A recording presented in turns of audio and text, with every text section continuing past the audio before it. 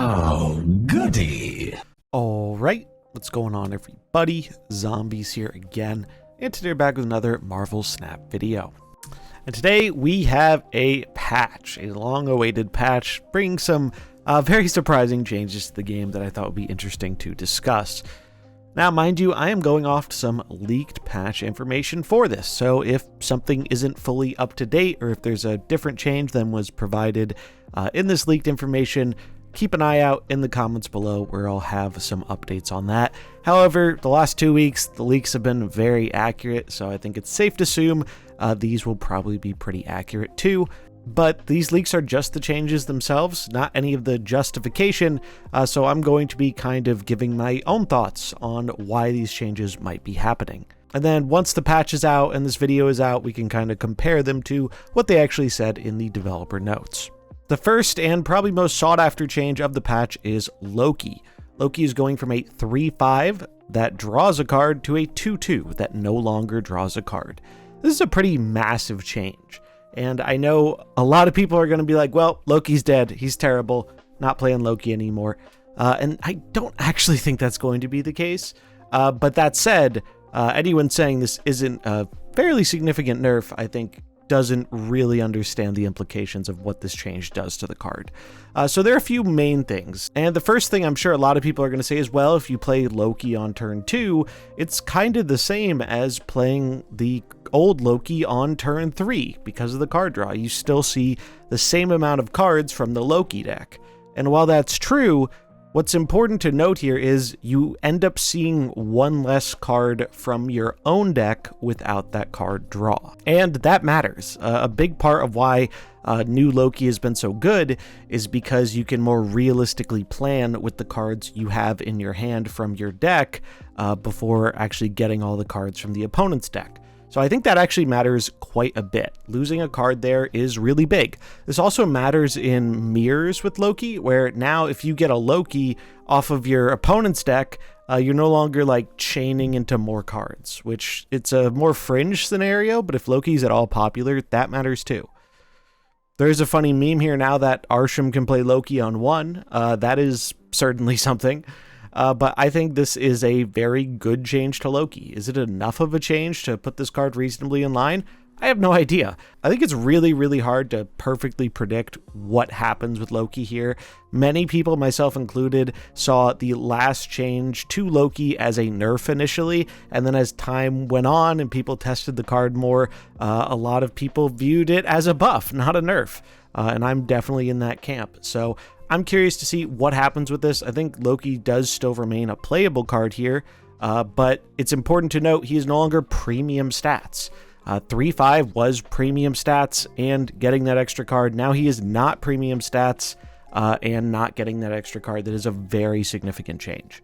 He still seems like a splashable, good stuff kind of card, but now you are a lot less happy to be playing this card on the later turns of the game, since you're not getting immediate value from getting an extra card from the Loki deck, as well as the fact that you're not really happy to play a 2/2 on most turns of the game after turn 2. So while I think this card will still be played, and especially definitely isn't getting dropped from Arsham anytime soon, I think this is a fairly significant nerf to Loki, which a lot of people wanted, given he was in like 30 to 40% of decks in the game, so hopefully that tunes him down in terms of popularity a bit. The rest of the changes in this patch are mostly incredibly weird, and if this wasn't from a very consistent source that has been accurate on their OTA leaks, I probably wouldn't believe this. But next up is Beast. Beast is going from a 2/2 to a 3/5. And I think there are a few reasons why this is happening. Bounce is pretty strong right now. I don't think it's like oppressively strong or anything, but it is fairly strong. And I think this and one of the other changes they're making here are kind of being made in preparation of new cards. Both the things like Aranya and Madam Web for like the bounce move kind of deck, as well as Toxin coming in October, which is going to kind of fill a similar role as Old Beast at the 2-cost bounce cards slot. So I think they're trying to diversify what's going on here with the bounce cards and make them so they're not all super similar 2-drops. And I don't think that's necessarily a super bad thing to do. 3/5 is a big upgrade in terms of the body, so you're happier to get beast down, but the turns when you can get beast down and what you can do on that turn are now a little bit more limited. But yeah, I don't think this is a change being made because of the current bounce decks we're seeing. I think it's more of a change looking forward to the near and slightly more distant future. And I think the exact same thing can be applied to Taskmaster.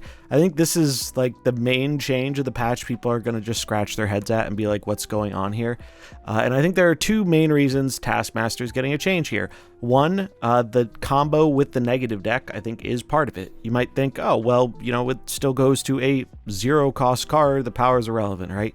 It's relevant in the games where you have your Ravona down and can slam a Sage or a Cassandra Nova into a Wong lane and then copy it with Taskmaster on turn 6 of the game. Is that why I think they're nerfing this? Not really, but I think it might have given them a little bit more of a push for the justification to do it.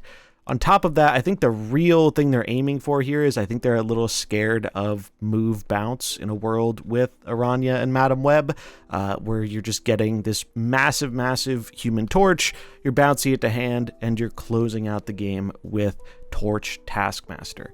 I think that is not a super enjoyable style of gameplay that they want to promote. So I think they're getting out ahead of it and trying to make that combo a bit less easy to pull off. The fact that it also is hitting the negative deck a little bit is likely just some collateral damage.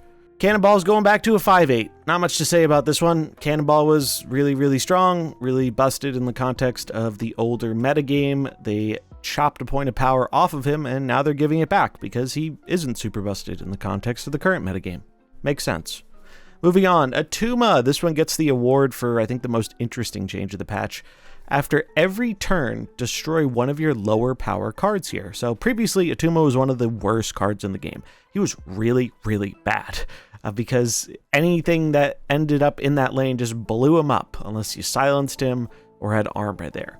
And yeah, it was really not good. Nobody played this card because it just wasn't really worth building around. And now this new version is kind of worth considering and building around.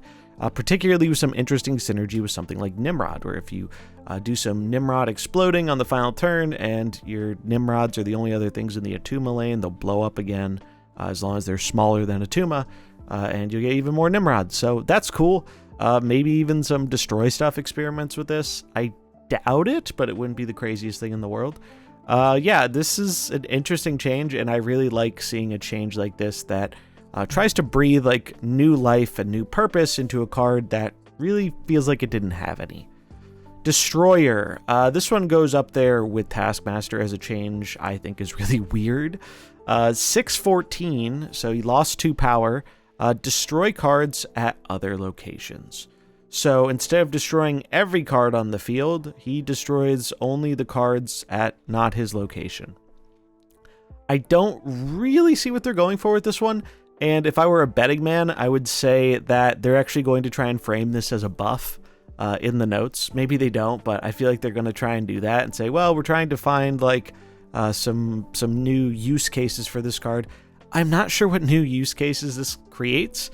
In fact, Destroyer, for the first time in a long time, was actually seeing some play in this interesting all-in Nimrod deck that was getting some popularity. And I think this is just a straight-up nerf to him in that deck. I don't think they were targeting that deck, specifically making this change, especially because that deck has only caught on more recently. But it just seems like a very strange change to me, and I don't really see a deck that particularly wants this new version of the Destroyer. I think all of the decks that wanted to play this card didn't mind blowing up all the locations as a trade-off for that extra 2 power. And I kind of wish they didn't chop off power to try out this new effect. I think they probably still could have gotten away with leaving it a 6/16 with this different effect. I don't think it really would have made a world of difference. And then last but not least is Copycat. This one is a very, very minor slap on the wrist. Copycat now copies instead of stealing, which, I mean, kind of lore win, right? But no, this is a largely irrelevant change. Copycat will still be very, very strong. The only place this is making her worse in is essentially the Darkhawk Copycat decks, where you shuffle your opponent's deck, or maybe a location shuffles the deck. and it makes it so they might have a chance of drawing that stolen card. Now, it is way less bad for you when you draw the stolen card. You also have a bit less information there, right? Because you don't know the card was stolen if you draw it, but that was kind of a fringe thing. Copycat still seems really, really good. This nerf seems incredibly minor outside of playing it in a Darkhawk deck. And even then, they weren't drawing the copycatted card all of the time with the shuffle. So small, minor change. Honestly, I still think this card is going to go to a 3-4 in like a month or two, but clearly they viewed the stealing the text as a bit too strong, and so they're getting rid of that. And yeah, those are OTA changes. If there's anything different or that wasn't included in here, check the comments below. All of it updated there, operating off some leaked information here. So the full context is a little limited, but I'm very curious to see what people think about this. I don't think these are changes that really anyone predicted. I know I sure didn't predict these kind of changes aside from doing something to Loki. So I'm very curious to see what the community reaction to these changes is, and how it's going to affect the metagame. I'm excited to try out some of these changes, most notably probably like the new Attuma with the patch when it drops. So if you want to see some gameplay, definitely check the link in the description below, or here on YouTube for a live stream of some of that gameplay when it goes live. And I'll try and have a video up for tomorrow with some of the early impressions decks that seem to be doing well in the wake of the OTA. That's going to wrap it up for this video, though. I hope you enjoyed it. If you did, remember to like and subscribe, and I'll catch you in the next one. Peace.